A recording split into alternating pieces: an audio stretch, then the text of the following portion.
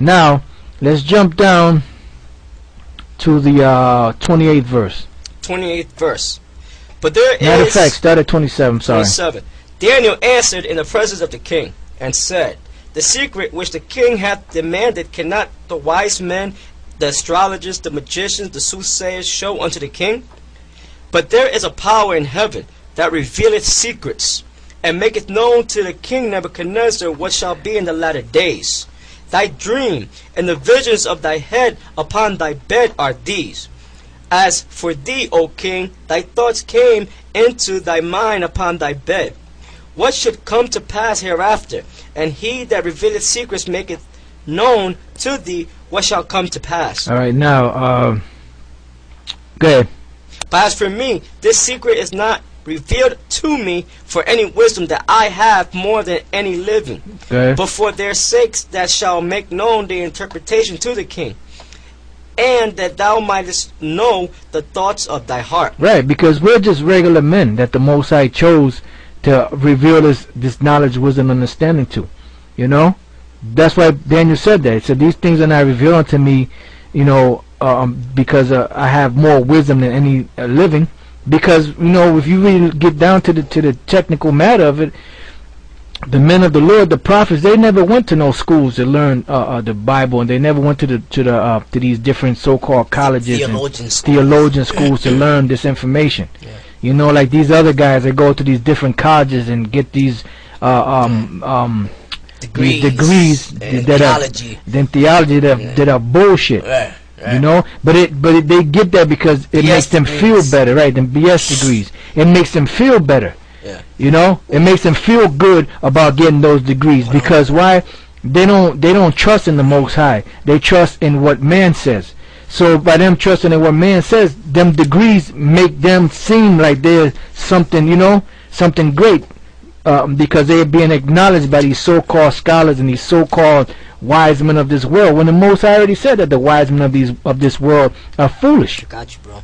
You know, so we're not worried about getting, okay, we got to quote this historian and this.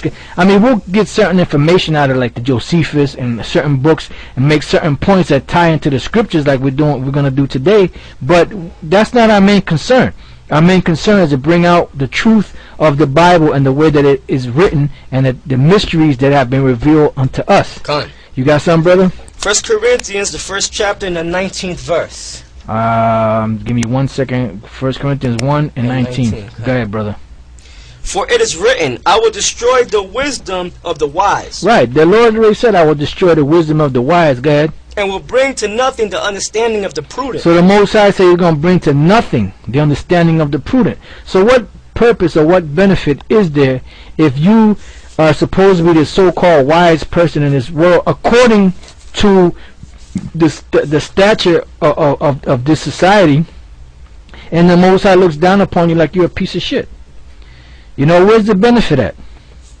It's better for you to be looked down upon, and for the Most High to have mercy upon you and give you the understanding of the truth and the great wisdom and knowledge and understanding of the Bible, than to be some high exalted person in this society being given accolades and praises of men, and not understand what the Bible really is saying. Exactly. Where is the wise? Where is the scribe? Right, where is the wise? Where is the scribe? Go ahead. Where is the disputer of this world? Where is the disputer of this world? Go ahead. Hath not the Most High made foolish the wisdom of this world? So the Most High said that the wisdom of this world is foolishness with Him. Matter of fact, hold that and go to the 3rd chapter. Okay. Go to the 3rd chapter and the 18th verse. 1 Corinthians chapter 3 verse 18. Let no man deceive himself. If any man among you seemeth to be wise in this world, let him become a fool, that he may be wise. Right, so you know what this really is saying right here? Let no man deceive himself. If any man among you seemeth to be wise in this world, let him become a fool. Meaning you got to become a new man. You got to put off that old man. You got to put off that old wine and put in the new wine into the new bottles, that he may be wise. Why? Because then the Most High will be able to deal with you and work with you and open up your mind. Go ahead. For the wisdom of this world is foolishness with the Most High. Go ahead. For it is written, He taketh the wise in their own craftiness. Right, so the wisdom of this world is foolishness. So if the wisdom of this world is foolishness, going to college and all this other thing, that has no bearing on the mysteries of the Most High, on the dark sayings and the parables of Yahweh Bashem Yahweh Shai. So why would you want to waste your time getting these degrees just to have a standing in society when the Most High already said that these things are foolish with him? Alright, is that it on that, brother? We could read a little more. I guess that's, we made the point. Alright, so now let's go back to where we at in Daniel, right? The 20th chapter, you had me skip down. Daniel 2, right? I mean, I'm sorry, brother. Daniel's the 2nd chapter, and let me see, the 30th verse. Alright, let's that's where we left go back. off. Alright, you know what? I want to get to the matter of fact, just go ahead, keep going. 30th verse. But as for me, this secret is not revealed to me for any wisdom that I have more than any living, but for their sakes that shall make known the interpretation to the king, and that thou mightest know the thoughts of thy heart. Thou, O king, sawest and behold a great image. This great image, whose brightness was excellent, stood before thee, and the form thereof was terrible. This image's head was of fine gold, his breast and his arms of silver, his belly and his thighs of brass, his legs of iron, his feet part of iron and part of clay. Thou sawest till that a stone was cut out without hands, which smote the image upon his feet that were of iron and clay, and brake them to pieces. Then was the iron, the clay, the brass, the silver, and the gold broken to pieces together, and became like the chaff of the summer threshing floors, and the wind carried them away, that no place was found for them.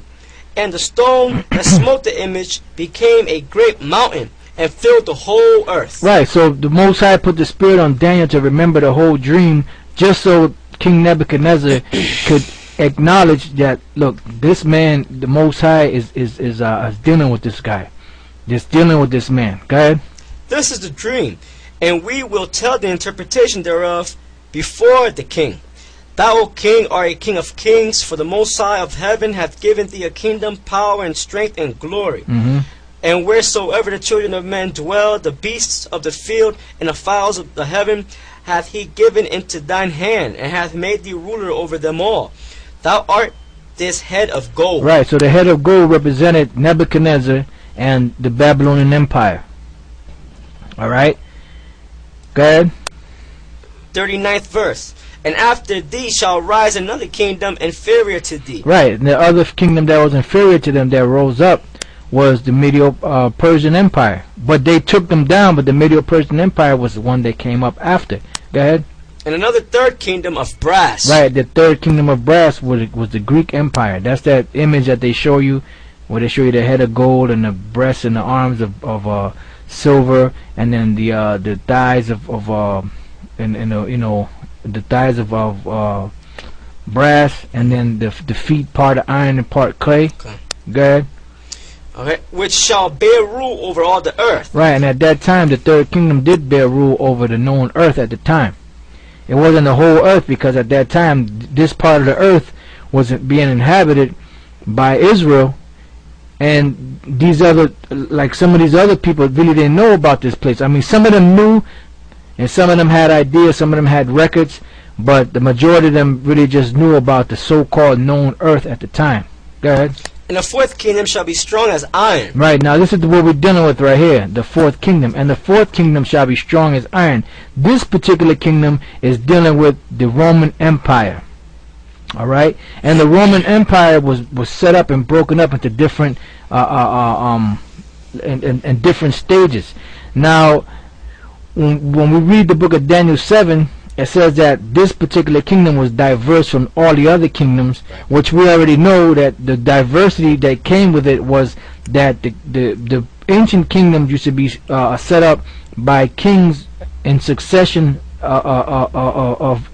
in order, so to speak. You would have the king, then you have his son. The son would be a prince. When the father would die, the son would take the inheritance, or if the king didn't have any sons, somebody next of kin to him would come and take the kingdom. But then when the Roman Empire was set up, it was set up in a way of the king or the ruler of that particular nation was elected. The water. It was elected. 2-year terms. Right, they had different terms, you know. Like today in America, they do the same thing. That's how you know America is the ancient Roman Empire revived. Okay? They had a senate. Yeah, they had a senate. Yeah. Yep, they had the two opposing parties, you know. Was the plebeians? Well, back then they had the plebeians and the patricians, right. You know. But today, because of the plebeians were like the citizens. the citizens, you know, like the poor and all that. Right. Then the patricians were like the higher ups, you know, the like the elders or those that were like in power, right. You know, that had money, you know, that were in a higher standing. Yeah. All right. So that was all the Roman Empire. That's how the Roman Empire was associated. That's why it was different from all those other empires. And from that point on until today, these Edomites that have taken over the world and have continued on that Roman Empire have continued on in that same succession, especially here in America. Okay. All right, so go ahead, brother. 40th verse. And the fourth kingdom shall be strong as iron, for as much as iron breaketh in pieces and subdueth all things, and as iron that breaketh all these shall it break in pieces and bruise. Go ahead. And whereas thou sawest the feet and toes, part of potter's clay and part of iron, the kingdom shall be divided. But there shall be in it of the strength of the iron, for as much as thou sawest the iron mixed with the miry clay. Right. So this particular kingdom that was going to come up after the Roman Empire was going to be divided into like 10 kingdoms, into 10 kings, and those 10 kings back then they had an ancient name. But then today they have modern day names. But it was the same areas that they ruled, and we'll go into that. Matter of fact, before you read on anymore, let's go from there. Excuse me, to the book of Daniel, the 7th chapter. In the same book, the 7th chapter, and we're gonna go straight to the point because I want to show a couple of clips. 7th verse. Yep, verse 7. Daniel 7 and 7. The book of Daniel, chapter 7, verse 7. After this I saw in the night visions, and behold, a fourth beast. This is the same fourth beast. Now you know that the fourth beast is talking about the Roman Empire. How do we know that? Go from there, brother. Go to the book of 2nd Ezra. 2nd Ezra, the 11th chapter, and start at the first verse, and then we're gonna jump around a little bit. 2nd Ezra, the 11th chapter, and start at the first verse. 2nd Ezra, chapter 11, verse 1. Then saw I a dream, and behold, there came up from the sea an eagle, which had 12 feathered wings and 3 heads. And I saw, and behold, she spread her wings over all the earth, and all the winds of the air blew on her, and were gathered together. Mm-hmm. That's it on that. Now this eagle represents the Roman Empire. Now we're gonna stay in the same book, brother, real quick. Jump down to the 36th verse. Okay, verse 36. Then I heard a voice which said unto me, Look before thee, and consider the thing that thou seest. And I beheld, and lo, as it were a roaring lion, chased out of the wood. And I saw that he sent out a man's voice unto the eagle, and said, Hear thou, I will talk with thee, and the highest shall say unto thee, Art not thou? No, go ahead. No, it's gonna go. No. It's gonna go into. That's why I'm laughing. Are not thou it that remainest of the 4 beasts? Right. What 4 beasts was he talking about? He's talking about the 4 beasts that he read of in the book of Daniel. And that lion that chased it out of the wood, the lion represents Yahushua, because when Yahushua comes, he's gonna chase these devils out of the forest. He's gonna chase them out of the rulership. Yeah. Go ahead. It says, Are not thou it that remainest of the 4 beasts? Go ahead. Are not thou it that remainest of the 4 beasts, whom I made to reign in my world. Right, the Most High made you devils to reign in His world. So how are you going to wax proud against the Most High? He made you the axe. He made you the devil. He made you the one that put us in slavery. But now you're going to wax proud against the Most High? You're going to wax proud against us, you goddamn devils? Right, because, if I can say this, brother, all the other kings of the other kings